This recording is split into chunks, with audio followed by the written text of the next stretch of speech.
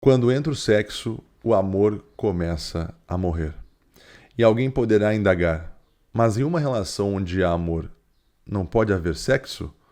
Nada é tão literal assim. Em uma relação amorosa, o desejo não lhe humilha, não lhe torna um escravo. Em uma relação amorosa, o casal se sente confortável no silêncio, tanto dos corpos quanto das línguas. Você e sua mulher deitam na cama, um abraça o outro, e vocês dormem até o outro dia. E isso é maravilhoso. Silêncio de corpos e de línguas. Eis a intimidade. Muito prazer, meu nome é Guilherme Angra, sou psicoterapeuta e escritor. E eu acabo de ler um trecho, tá, do meu último livro, né, O Ninguém Deveria Envelhecer Sozinho, que é o meu terceiro livro, que eu publiquei ele em 2022, e ele está na promoção de Black November de R$ 39,90 por R$ 29,90, já com frete incluso. Então ele vai com um marca-páginas exclusivo, ele também vai autografado. Então se você gostaria de adquiri-lo, aqui embaixo tem um link exclusivo, tá bom? Mas, né, sobre o trecho que eu acabei de ler para vocês, né? Quando entra o sexo, o amor começa a morrer. Da onde é que eu tirei essa reflexão, né? É claro que a gente tem que também definir o que é amor, o que é sexo, porque se a gente for se aprofundar nesses termos, né, a gente vai chegar até nos antigos gregos, e para eles, o sexo, como a gente conhece, o sexo físico mesmo, ele é também uma forma de amor. Porque o que é o amor no sentido mais genérico? É simplesmente um desejo de união ao ser amado. Então, desde o cara que, por exemplo, procura uma prostituta num puteiro, até o homem que faz amor com sua esposa, ambos estão, né, desejando o ser amado. Tudo bem, as intenções podem ser variadas, ou seja, sei lá, o cara que procura uma prostituta, ele pode só estar querendo, sei lá, satisfazer, uma coisa bem egoísta. Agora, talvez o cara que procura a sua esposa, ele quer dar prazer para ela também, enfim, as coisas podem mudar, né? Mas a gente concorda que os dois são desejos de união, tá? Ou seja, os dois fazem parte, né, de um amor, uma gradação do amor. A gente só concorda que há uma hierarquia, ou seja, tem amores mais baixos e tem amores mais altos. Mas quando eu falo aqui, quando entra o sexo, o amor começa a morrer, eu estou falando justamente dessa coisa do sexo bem baixo, mesmo assim. E aí, eu me inspirei muito também para escrever isso em algumas crônicas do Nelson Rodrigues. Tem uma delas que é muito especial, que ele usa um personagem. E esse personagem diz, né, que quando ele ama, ele não deseja. Então, ele consegue desejar qualquer vagabunda, menos a sua noiva. E aí, por isso que o Nelson fala, quando amo, não desejo. É muito interessante essa visão, né? Por que será que quando eu amo... Quer dizer, a pessoa, por exemplo, que eu juro amar até a morte, eu não desejo. E quando eu coloco o sexo nessa relação, eu começo a matar esse amor dentro do relacionamento. Como tem muitas pessoas que fazem isso, né? Não sei se vocês já perceberam, né?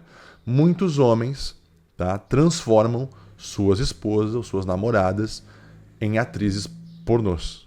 Tá? Muitos caras fazem isso. E aí que tá a doença que eu queria chegar, porque é uma doença isso.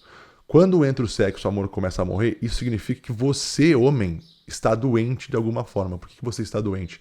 Porque você não consegue mais conciliar as coisas.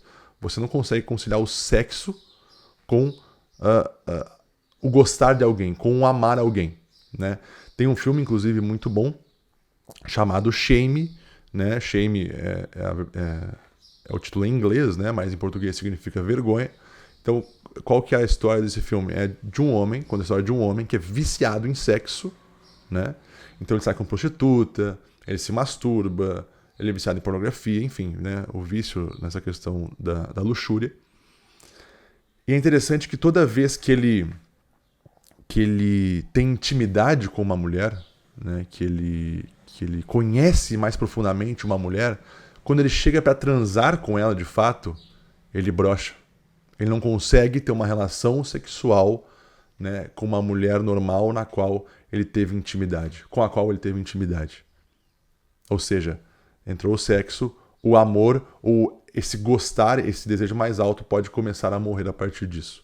ou vice-versa, entendeu? Ou quando entra o amor, o sexo, o desejo sexual, né, começa a morrer também. Ou seja, é um erro de conciliação. Essa pessoa não consegue conciliar as coisas. E aí, né, eu como terapeuta, eu olho para o nosso mundo de hoje.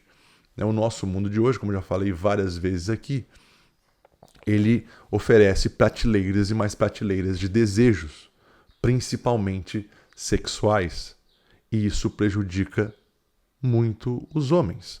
Então, assim, é muito comum hoje homens ficarem a todo tempo, né, em sites pornográficos, desejando um monte de gente, tendo tesão em fetiches cada vez mais bizarros e estranhos.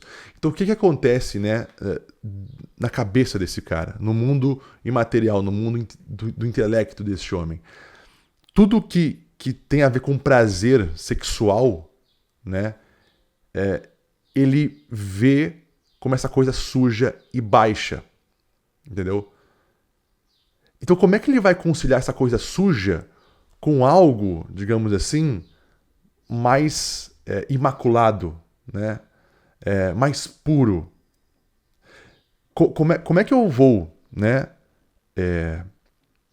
fazer o que eu faço com uma prostituta, os fetiches que eu tenho com uma prostituta, como é que eu vou fazer isso com uma pessoa que eu amo, com a minha esposa, por exemplo? Ele não consegue conciliar os mundos. Então ele só consegue sentir desejo pela prostituta, né? E só consegue amar a esposa. E jurar amar a esposa até a morte. Né? Ele não consegue conciliar essas duas coisas.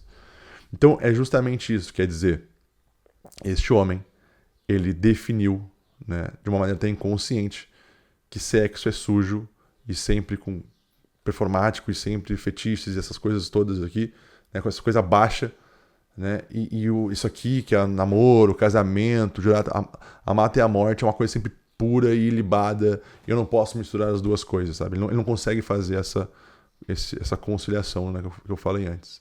Enfim, então, o que se faz, né, a partir disso, né? E eu, como terapeuta, eu posso dizer que há algumas coisas a serem feitas, e eu acho que a mais importante delas é uma certa desintoxicação, né, dessas prateleiras de desejos. E todo homem, né, que já sofreu aí, sei lá, por compulsão sexual, masturbação, pornografia, e teve, digamos, vitórias contra essa porcaria, percebe que o desejo ele vai voltando ao normal. Então, por exemplo, uma coisa, né, bem que todo mundo vai entender aqui, ó, muitas vezes, para homens que estão viciados em pornografia e fetiches bizarros, o papai e mamãe que você faz com a tua esposa, por exemplo, ele já não excita mais. Ele já, né, não radia mais em você aquilo ali. Você nem tem mais desejo de fazer aquilo ali, aquele sexo normal. Quando você passa a se desintoxicar de todos esses conteúdos, dessas prateleiras de desejos que vocês ficam consumindo, o que começa a acontecer? Você começa a ter um desejo normal novamente. Isso eu falo tanto por experiência própria, quanto pela experiência de alguns pacientes. Né? Porque você para de ficar olhando aquilo lá todos os dias. Né? Então você para de definir que o sexo é só aquilo ali performático e fetiche, não sei o quê.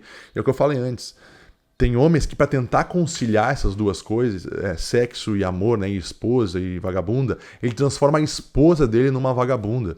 Então, por exemplo, você, mulher que está me escutando aqui, o teu namorado, o teu marido que chega até você com esse negócio de sexo anal, com esse negócio de fantasia, de te levar para casa de swing. No fundo, esse cara, como ele não consegue conciliar as coisas, ele tá te transformando numa vagabunda, entendeu? O que é uma coisa grotesca, né? Ou seja, ele está fugindo do amor. Né? Ele está perdendo a batalha para a coisa mais baixa que qualquer animal faz. Vocês entendem isso? Então, o que o homem deve fazer, para mim, a princípio, esta desintoxicação. Né? E, obviamente, isso não é fácil. Isso demanda muito esforço. E por isso que eu também aproveito e ofereço, né, a minha terapia aqui. Se você gostaria de marcar terapia comigo, aqui embaixo tem o link do meu WhatsApp, tá? É óbvio que eu não vou fazer isso aqui num vídeo de YouTube, mas é só para mostrar para vocês, né, que Como é triste a vida de quem não consegue conciliar isso no cotidiano, entende? Porque a pessoa, obviamente, ou ela vai começar a trair a esposa, trair a namorada, etc. Ou ela vai transformar, né, a pessoa que ele diz amar, né, em uma vagabunda ou em uma prostituta, enfim. Então é muito triste. Mas por hoje é isso. Então, valeu, falou e sobrevivam.